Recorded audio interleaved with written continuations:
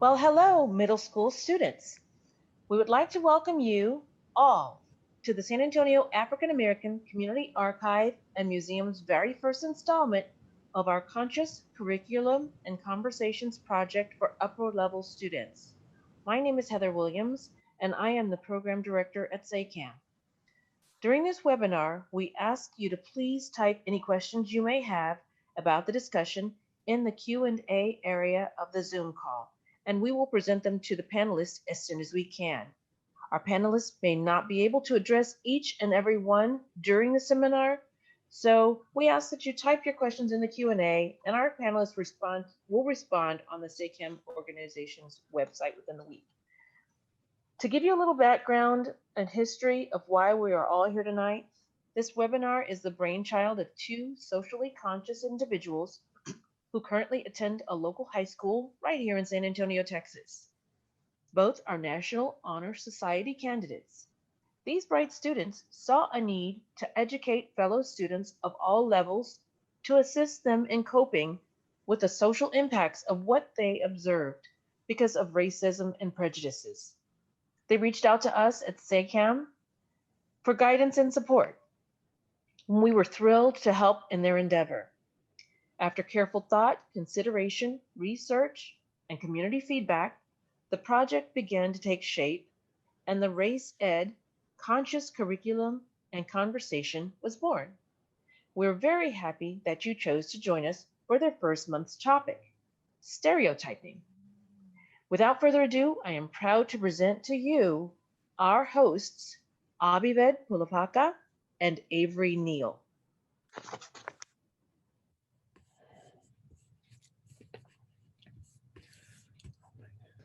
Hello. Without further ado, we would like to introduce our special panelists for today's call. And so to introduce Dr. Sunita Punjabi, she's the founder of the Brain Science Symposium for the city of San Antonio. Dr. Sunita Punjabi is known as the Brain Coach, currently practicing in the medical center where she is doing research and is assisting people to create a cause-driven life. Dr. Sunita uses neurointegration technology and psychology to help individuals experience mental transformations that can be measured at the neurological level. Thank you, Dr. Punjabi, for being here. We also have Dr. Charles Gentry with us today. He is a versatile educator and consultant for local artists, community organizations, and small businesses. He has taught high school and college level arts, cultures, and computer application courses, and was a curator and theater manager at the Flint Institute of Arts in Michigan. A San Antonio native, Charles always enjoys being actively involved as a certified tourism ambassador, World Heritage ambassador, high school lacrosse coach, and community volunteer. Thank you so much for being with us today, Dr. Gentry.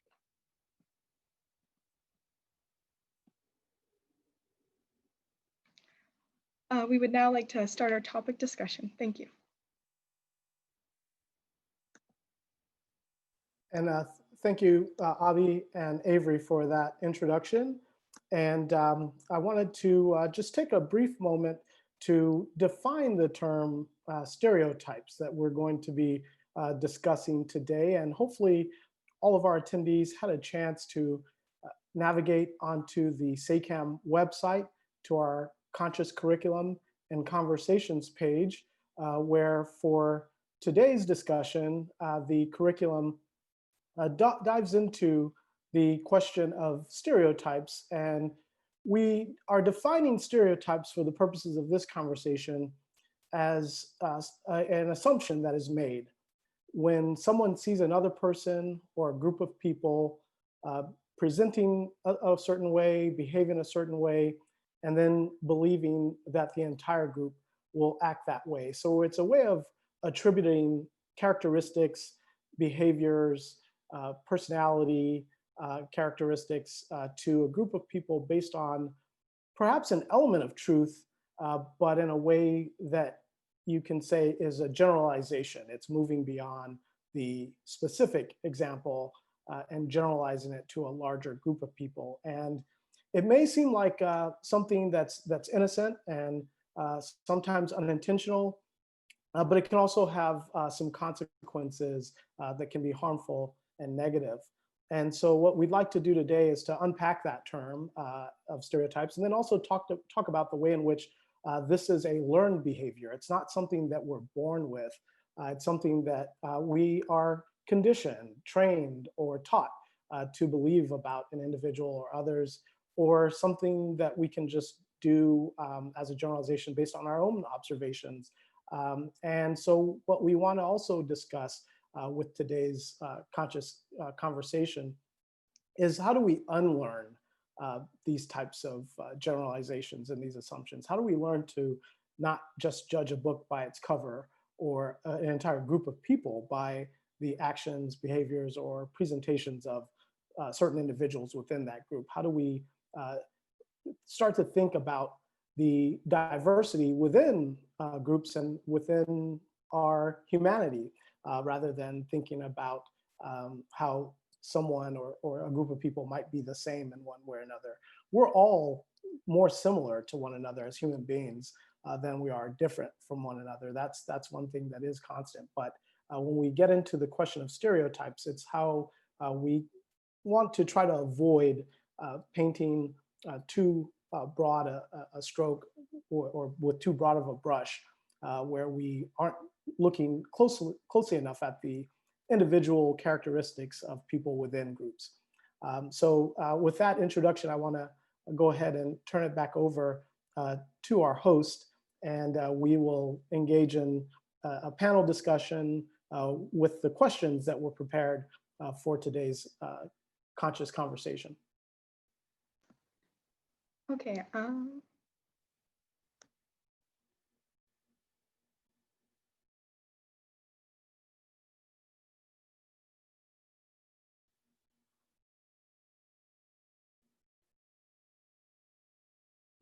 Avery, I think you're muted.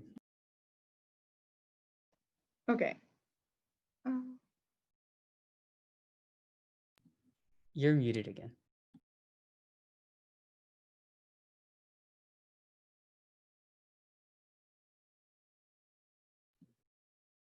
Avery, you're muted again. Okay, is it working now? Yes. Okay, I'm sorry about that. Our first question today is, how do we shed stereotypes that are so apparent over recent history?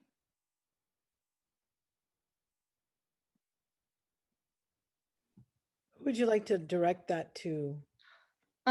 Yes, to Dr. Gentry. Okay, well, what I'd like to do is to think about some examples, and I think that we have some good examples of some recent stereotypes that may come to mind that are available on the website. And so I would like to just refer to some of those examples. I'm not sure if people have their web browsers open to the SACAM page, but if you do, then great. If not, we'll drop a link to that page in the chat area so that everyone can be seeing the same thing that we're talking about here. I'll go ahead and put that link in the chat area for you. Oh, sorry, we don't have a chat area, so I won't be dropping that link there. But you can go to sacam.org. That's SAACAM.org, and then go to our Race Ed Conscious Curriculums page, and you can follow along with us. And some of the examples that came up in the curriculum on the website in thinking about some of the stereotypes that have been apparent over recent history.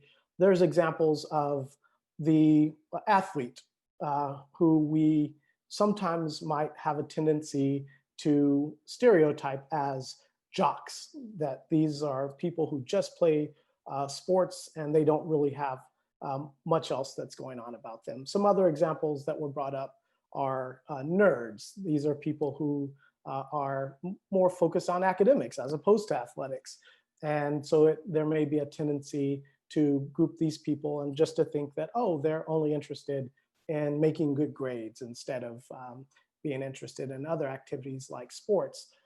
And so one way to get back to the question of how we can shed stereotypes that have been, developed over recent history, like jocks and nerds, is to just look at these individuals in other ways that they may have something that defines them and describes them. It's very rare that you're going to have anyone who can only be defined by one characteristic or one type of activity that they're doing. And so rather than just stereotyping this boy who goes to your school as a jock, or this girl who is a straight A student as a nerd, we might want to say, okay, well, this athlete also has an interest in music. He also has an interest in, some other subjects in school.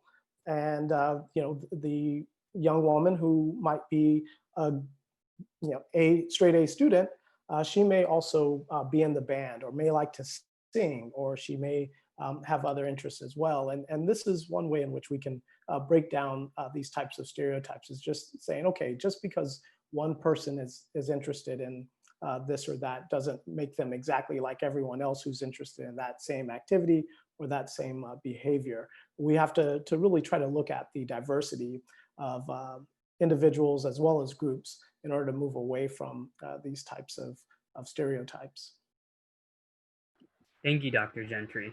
And so, as we are discussing recent stereotypes, we see that there's an inflammation of stereotyping going on right now due to the COVID-19 pandemic, specifically towards Asian Americans. Dr. Punjabi, how can we combat this type of apparent stereotyping and racism? I have I call him Albert. This is my little brain, but I like to use him because it's a great visual prop. The first impulse to stereotype is actually stored in a survival. It's in the amygdala, it's in the fight or flight system, it's in the base of the brain, and this is the reptilian part of the brain. It is the closest to our heart. It's the closest to our breath. It is survival based. The reason the brain stereotypes is we see something we don't know, it's unfamiliar, so it's a survival mechanism to stick it in a box and to say, oh, I know this because I saw it on TV, or of course, media is a big influence, but we tend to stereotype first. It's a knee-jerk reaction is what I wanted to say. Now, we are one of the few creatures that has a frontal lobe, a fully developed frontal lobe, which means that we can think about our thinking. Now, I can say your dog has feelings. I'm not saying your dog doesn't have feelings, but your dog can't think about its thinking. The dog can't think about, oh gosh, I'm so depressed, I don't know why. But as human beings, we can. And so when the impulse is there, and if we have time, I'll, at some point we'll talk about how do you know there's a stereotype at play, because most stereotypes actually are occurring at a subconscious level. We're not even conscious that they're in play, like they're running us. Now, some of them we're aware of because we can articulate them, but the ones that really cause tension are the ones that we don't know about, the ones that are on automatic. So my answer is stop and think about your thought, like really become mindful. And it's a whole, but another great way to do that, if you see someone of a different ethnicity, a different color, you see the jock and you're considered the nerd, or go up to that person and just have an authentic conversation and say, I want to break all this stuff. Avery, like you and Abhi have done, you said enough and you did something. And so could we stop and talk to someone that's different and say, I don't want to feel this way. Like, I know this is weird. You can even say this is weird, but I want to know more about, like, why do you wear that on your head? Or do you mind? And you can even say, I'm scared to ask, but I want to ask. So we could do that. And then what we can do is jump outside of our thought and jump outside the automatic mechanism of our brain. Thank you so much. Now, Dr. Gentry, what should we do if we are stereotyped? We all might have experienced this. Some of us may not have experienced this at this stage in your lives, wherever you may be in your lives. And there's a way in which we feel like, we're not sure in that moment, is this really happening? Is someone really just putting me in this box or into this category and not really, judging me by the full spectrum of my character? Are they just thinking of me just based on the color of my skin, or based on my gender, or based on, the types of activities I prefer to participate in? And so when you're in that moment, the first thing to do is to, not necessarily say, oh, well, this person is prejudiced, or this person is, somehow racist, or whatever other types of sexist, or somehow anti-Semitic, or anti-Muslim. We don't want to jump to those conclusions. You might want to ask questions, again, to go back to Dr. Punjabi's point, but this is from the other perspective, and where she was saying, instead of just jumping to conclusions about others, you may want to say, I want to know more about, this aspect of your identity, or your culture, or your background. And that can lead to a very authentic, a very fruitful conversation. It's something that you can benefit from, to not only educate yourself, but then also to educate others. And by contrast, when you feel like you may be in this type of a situation, you have a number of choices. Some things that you can do to respond. You can, just ignore it. That's definitely one way to deal with it, is just to say, you know what, I don't have to deal with this. I'm just going to move on. But, if you feel like, well, I think I should address this. If it's someone who's a close friend or associate, a family member, a schoolmate, someone with whom you actually do want to have a more genuine bond with, or a more fulfilling conversation. You don't want your relation just to stop at surface appearances, what they see superficially about you. Then you can again engage in that conversation and say, well, you may think this way about Black people, if it's a racial stereotype, or you may think this way about Asian people. You may think this way about Muslims or Jewish people, but actually, it's a little more complicated than that. And so to even begin that conversation of engaging and learning and exploring different aspects of identity, again, it opens up these ways of looking at the complexity of our identities. And again, if you've never been exposed to this type of difference, as Dr. Punjabi said, your instinctive or instinctual reaction might be to say, oh no, this is something unfamiliar, it's dangerous, I'm going to categorize it so I can deal with it in a better way. Or this is something that I heard about from someone else, or something that I saw in the media. Rather than just leaving it at that, you can say, oh, well, it's not quite that simple. It's a little more complicated. For example, I'm not exactly the same as my sister. I'm not exactly the same way as my brother, or my cousin, or my aunt, or my uncle. And these are the kinds of conversations that I've actually had with people when I was a student myself in high school, and later on in college. And now as a college professor, I'm able to, keep an ear open for these types of moments when this might happen, and then to respond and say, well, let's not generalize. Let's actually talk about this group or this aspect of identity in a way that's a little more, better rounded, rather than just a one-dimensional portrait of someone or a group of people. And I'll go ahead and leave it at that. And if there are any follow-up questions about this topic, because I think this is a question that can get into some very specific situations about how to respond in a very specific moment where some aspect of your identity might be encapsulated as your entire identity. And so there may be different strategies, different approaches based on what that stereotype is like. I think Dr. Gentry is making very good observation. There's a lot of things that that may be said come up. I would recommend role playing this with your counselor.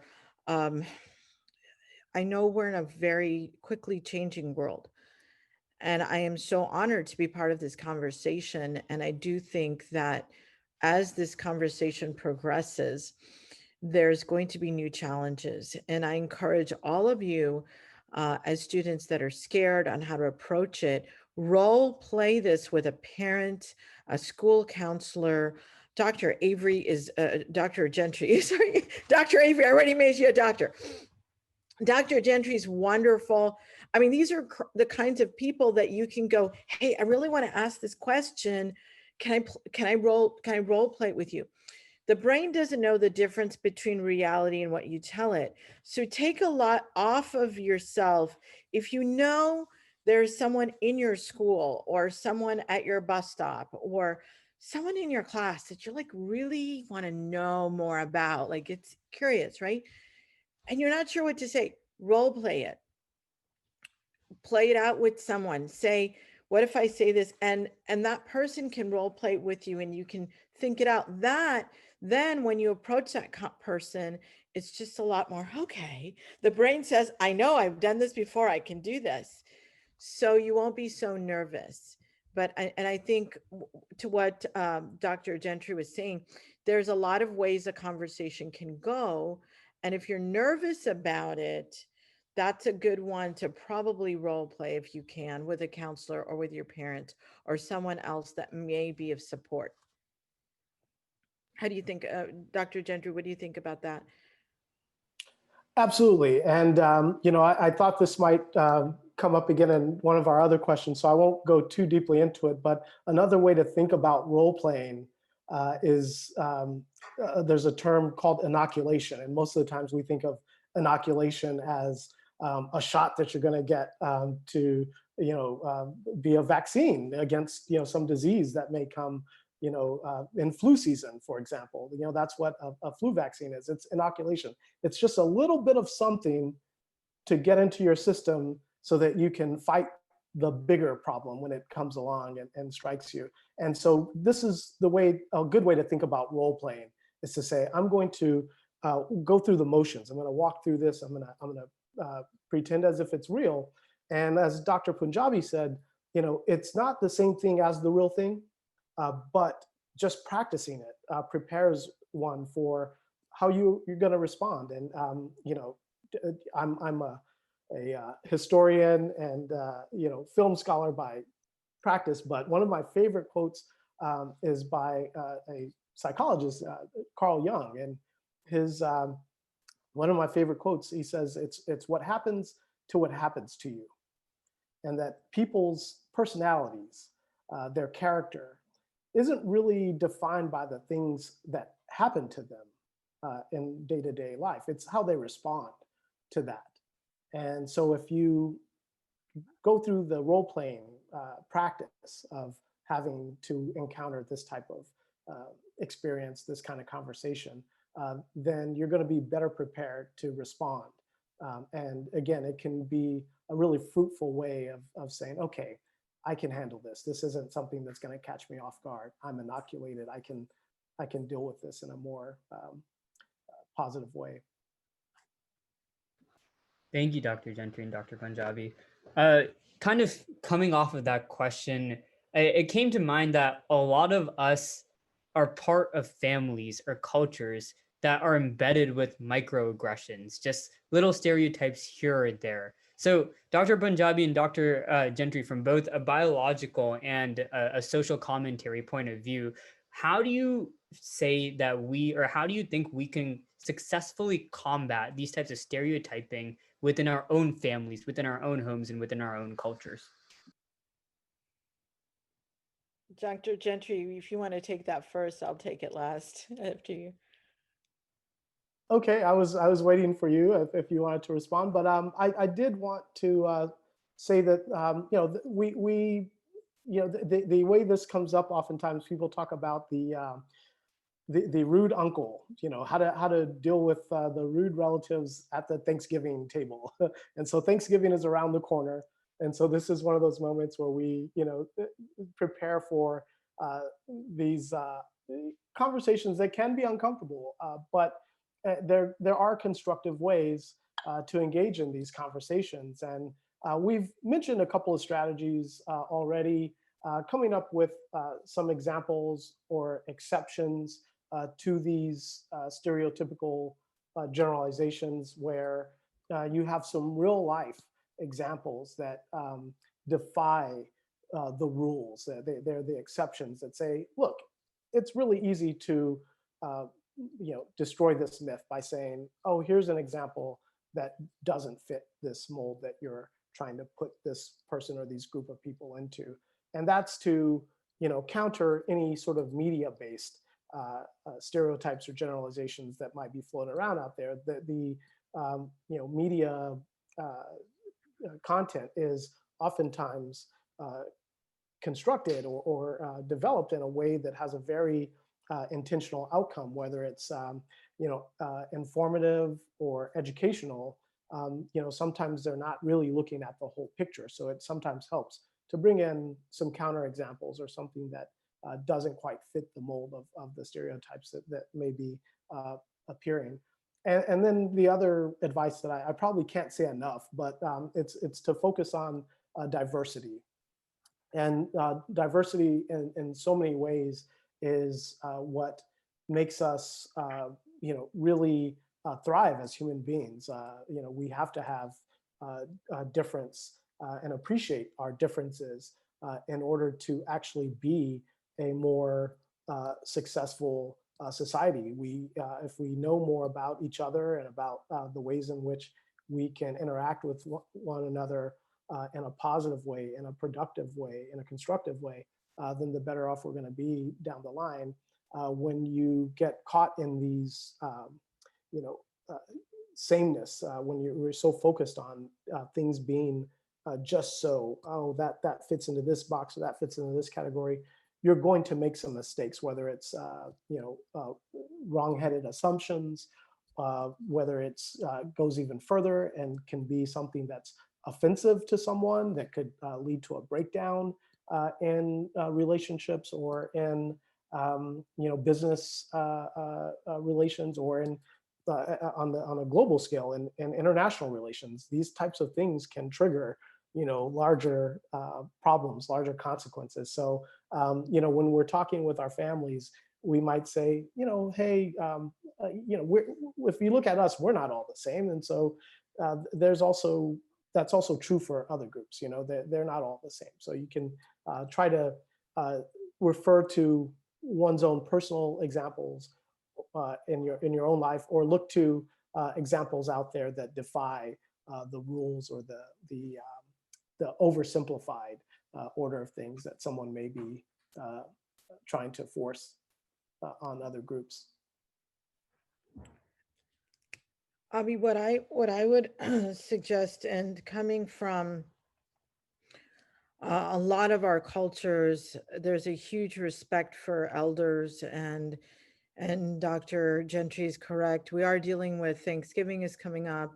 The first thing is, when you see a microaggression with your family, do not, there's no need to be combative. I want to start with saying, usually they're an elder person. There's years and years and years of programming. Remember, this has served them.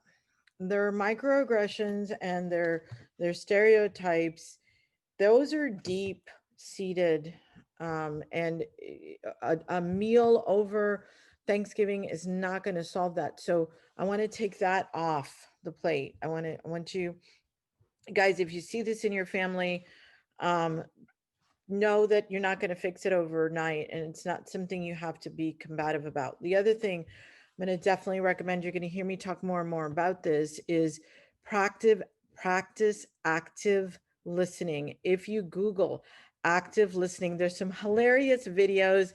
I know I'm going to date myself, but it's a TV show called Everybody Loves Raymond. And there's 4 parts to it's active listening. Everybody Loves Raymond. Look, it's hilarious. They're funny. It's a great way to practice this. But basically, if you can give the gift of listening, because most people run around and they don't feel heard. And instead of coming at anybody with an aggression or that's using stereotypes, rather than coming at them being combative, where it's force against force, what I'd like you to do is engage something I prefer to call as power, where you practice listening to that person and really help them to feel gotten, you get me. And then once they feel gotten, you can deal with it. And then just say what you feel about it. But first, before you head on, right? Don't do that. And this is just, instead of force being force, right? Instead of that, like that, power, I want you to be powerful and I want you to engage them. And it's almost a strategy of, I hear what you're saying. And so you stand next to them and say, this is what I found. So if I can take my friend Albert, we're not going to be combative. We're going to stand next to each other. Here's Albert. So I see what you're saying. Now see how I see it. And active listening, it's hilarious. I will put, I'll get with some of our coordinators and hosts, Avery and Avery, I'll get those to you and we can get them out and they can look at them on YouTube. I'm going to bring it up again because active listening is such a gift. If we could give other people, especially individuals of different color, different race, different ethnicities, if it's two things, you get them and they feel gotten. You know, it's in hostage negotiation. If you ever have to, I hope you never have to take a class on hostage negotiation, but the individual that's holding someone else hostage, and you can imagine in our society, we're holding our true emotions hostage. We're holding our vulnerability hostage. We're not going to give it to you.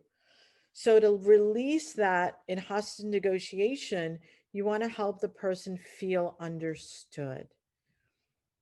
And the person that's holding another person hostage, or in this case, people are holding their feelings hostage, they will release them. They will release them because they're like, oh my gosh, you get me. And I'm going to tell you, as a psychologist, as a life coach, 99% of what I do is help people feel understood. And they'll say to me, oh, you get it. That's exactly what I was saying. And I didn't do anything but active listening. So watch for those videos. We'll put those links out there and that'll help a lot. Sure. And if either Dr. Punjabi or Gentry, if you guys could specify what a microaggression is or like examples of that for our viewers.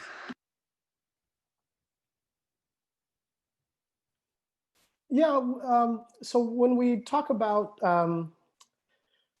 racism, what I like to advise people when they are going to have a conversation, if they are aiming to be, anti-racist, you don't want to, take on the person, the individual, and this goes back to what Dr. Punjabi is saying. It's really about the words they're using, the behavior that they're exhibiting.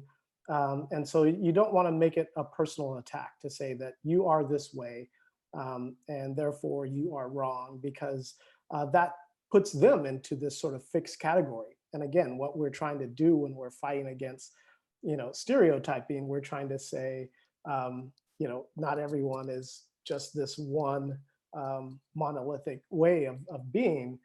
So the same goes when we're trying to push back against racist behavior and racist language and racist activities. Let's identify the behavior and try to deal with that. So when we talk about microaggressions, This is something that's not the most blatant form of racism, where it could be, using a slur against someone, or even, committing some sort of violence against other individuals based on their identity. The microaggressions can be ways in which just little signs, little signals, little suggestions about someone else's difference can be brought into the picture, brought into the conversation. So, and so there's a way in which these types of uh, ways of that people focus on someone's difference can be innocent, and it could be a genuine attempt to understand someone else. And so again, we talked about, oh, you can actually ask an authentic and heartfelt question. Why do you wear this on your head? Or why do you dress this way? Or why is it that you go to worship on these days? So those types of questions are genuine and very interested. When you get into microaggressions, it's ways in which it's almost like a minor insult, not so far as a slur, but it might be,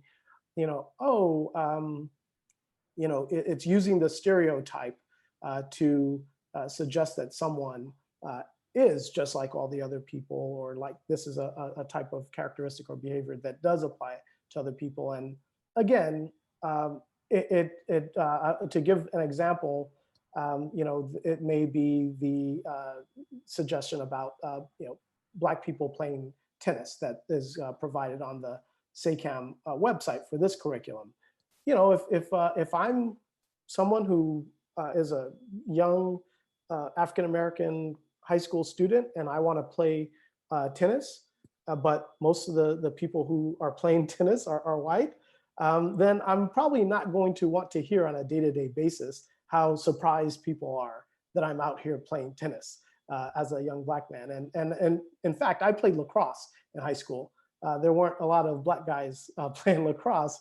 Actually, in San Antonio, there weren't a lot of guys at all playing lacrosse. but it was one of the things that I would hear about. But I wanted to get beyond that point of the fact of my difference, and so I wanted to focus more on, hey, I'm a good player, and so let's talk about how I play the game instead of the color of my skin while I'm playing the game. And so microaggressions can be these ways in which the little signs of someone's difference are used in ways that aren't blatantly offensive, but once they add up, all these little ways in which someone's difference is basically activated or brought up to constantly remind them, you're not like other people, you're not like this group, or you're not like that group.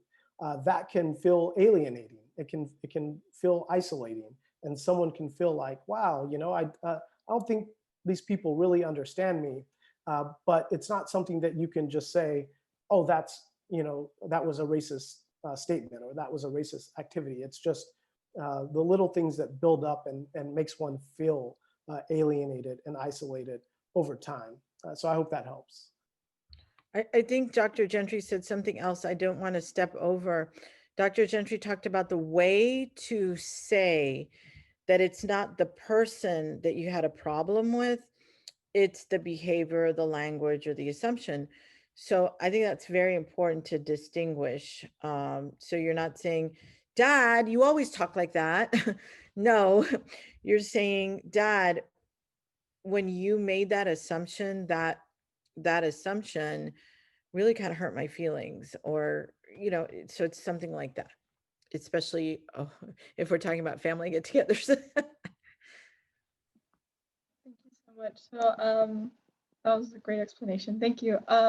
So we know stereotyping can be seen in all forms, from sexism to racism. So if the audience could think about any time you or someone has been put in a box because of a general idea of their sex, race, or even interests. Like on the website, I know we have the example of, if you like math, you are a nerd, which is not true, but it's a common stereotype. And then so Dr. Punjabi, the question is, in this situation, what would you want to hear to remind you that you're more than what someone thinks of you? So you're asking about the individual themselves. How do they remember that they're more than the stereotype? Is that correct? Yeah, so is there anything that like that would help, that could just make them feel better so that they're not so concerned with the stereotype, so they can get past that if that's really concerning to them? Yeah, yeah, yes. Um, there's a process of knowing what really matters to you, thinking about your values. And if you could think about, I know this is not always easy, but think about what you would like your world to look like 5 years from now, or even 6 months from now. 6 months from now, what would you like your world to look like? What would an ideal look like? And start to emulate that and start to share that.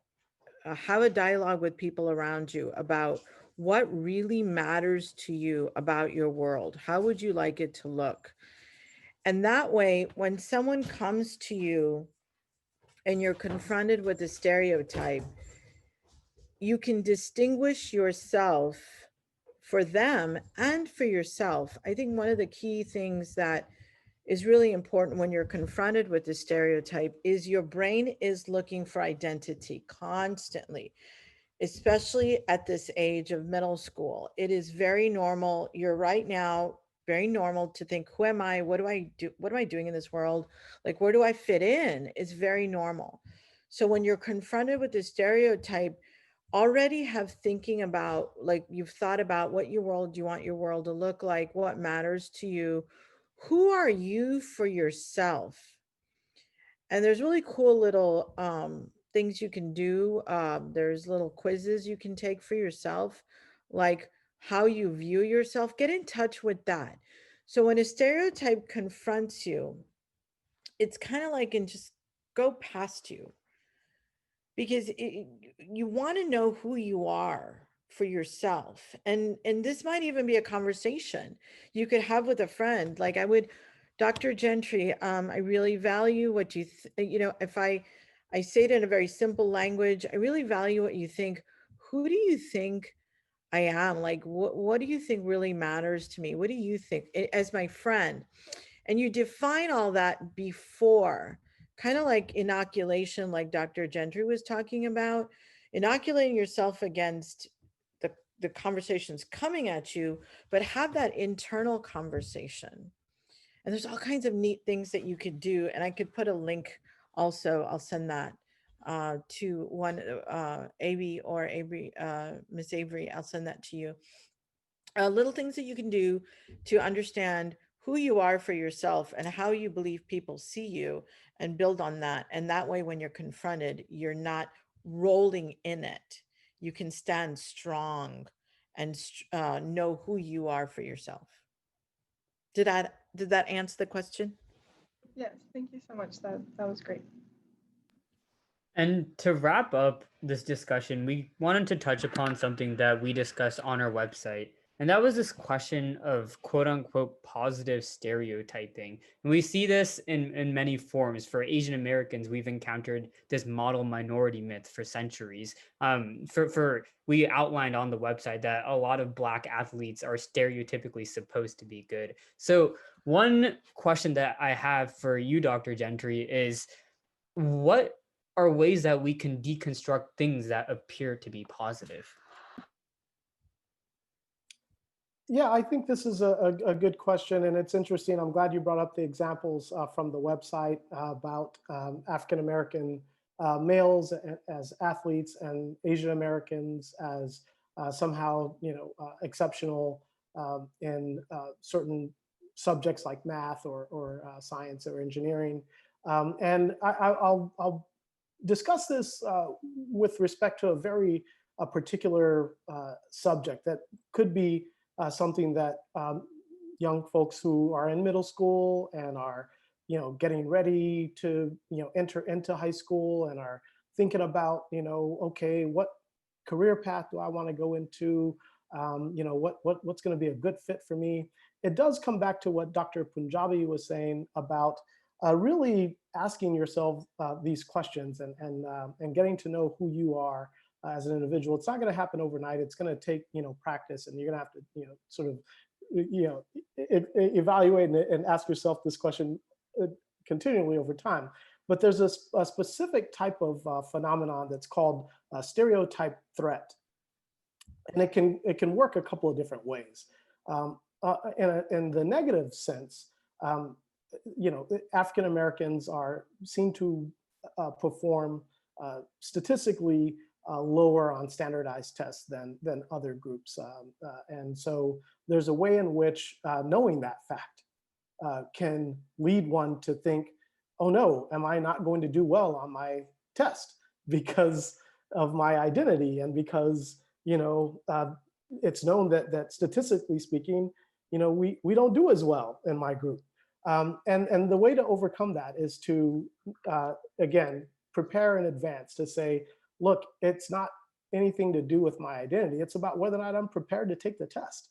So, make sure that you're preparing and studying and thinking about the test, and not about the stereotypes that are out there floating around and coming in to undo you or trip you up, or because taking those thoughts into an exam, it's that old saying, what you think about, you bring about. And so being aware of the stereotype can, make you not focus on the task at hand, because you're not focused on solving the math problem, right? You should be focused on the words and the numbers and all these things in the problem, not how the world is going to perceive you, whether or not you get this problem correct. And so if you can do that and focus on the task at hand, oh, I know this is geometry. Oh, I know this is algebra. I've practiced these types of problems before. I know this, I can do this because I'm well prepared. I studied for it. So that's one approach, is to not just give in to the stereotypes, to say, okay, I'm going to work to overcome it. On the other hand, in terms of the positive stereotype, for African Americans, you might feel like you don't fit in with the group if you are a straight A student and you are performing well on the test. And so you have to know, like, okay, this is who I want to be. This is who I am. I'm a good student, and it's okay if I'm not like other students who don't want to thrive and succeed. For Asian American students, the pressure goes the other way. They're expected to perform well on the test, and they may be afraid that if they don't perform at the level that they're expected to perform, then they may not fit in with the rest of their group. And again, it's really about not thinking about what the rest of society is going to think of you, or whether or not you fit into the preordained stereotypes. It's who are you and what are you really about? Are you even interested in math and science? If you're not performing well on the exam, it could be that maybe you're not really all that interested in being a doctor or an engineer, or something that deals with those fields. Maybe your interests lie elsewhere. So get to know yourself, and if you like literature, then that's okay. You can look at what it takes to be a successful English major, or some other field like history or something. And so it's about knowing who you are, and really trying to become that better version of yourself according to your own standards, your own goals that you're setting for yourself, rather than thinking, well, this is what society expects of me, then I guess I should try to live up to it, or else I'm somehow going to be deemed a failure. Don't do that. That's going to again cause you to not focus on the task at hand, and it can lead to tripping you up. And this is a phenomenon that has been studied to see how the stereotype threat impacts student performance on exams. And so it's a really interesting phenomenon, but it's something that I just want to bring up in this context, because it can go both ways, whether it's a positive stereotype or negative. But as you guys are thinking about where you want to go in your high school and college careers, and taking these standardized tests, again, focus on the subject matter, not on the perceptions and what people might or might not expect of you.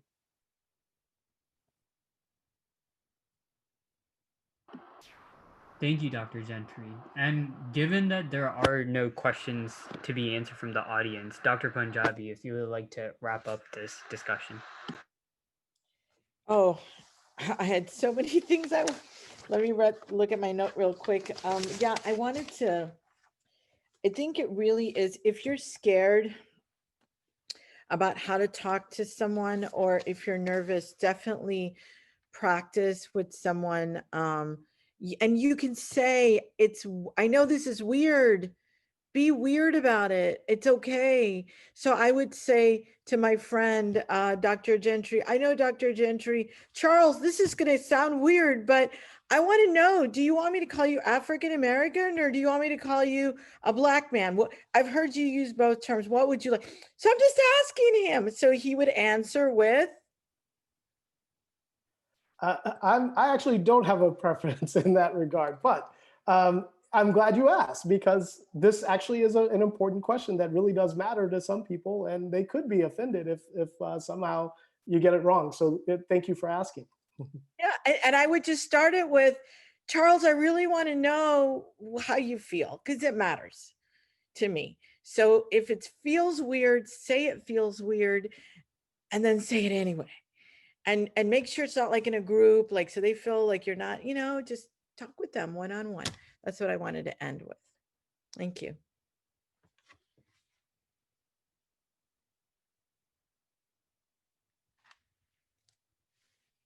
And just before we wrap things up completely, I did want to just extend an invitation to our attendees to enter in some questions into the Q&A if you have any, but also just say thank you for joining us for this conscious conversations. You know what? I wanted to say something else. This is the age that we're trying to figure ourselves out. It's very, very normal. So spend some time just thinking about what you want and who you feel that you are. So that way, when you know what you stand for, you won't fall for what's coming at you. So who are you? What matters to you? There's all kinds of little things that you could do. Conversations are a great thing to do. Have this conversation with people that are important to you, what I call a committed listener, and just really start to find out what matters to you. And so when this comes, you're going to be okay. And thank you again, Abhi and Avery, for being very brave and making this conversation possible. This is a very important conversation, and it's hopefully just the beginning for many people to start asking these questions and exploring these topics, but it takes that first step. So thank you all for providing this opportunity. Yes, in India we say namaste, which means the God in me recognizes the God in you. So thank you, Avery and Abby very much for allowing us to be part of this. Thank you to you too. We wouldn't have been able to have this conversation had we not had people who wanted to engage with us. So this is very much appreciated, and it means a lot to what we're doing. And thank you. Thank you so much.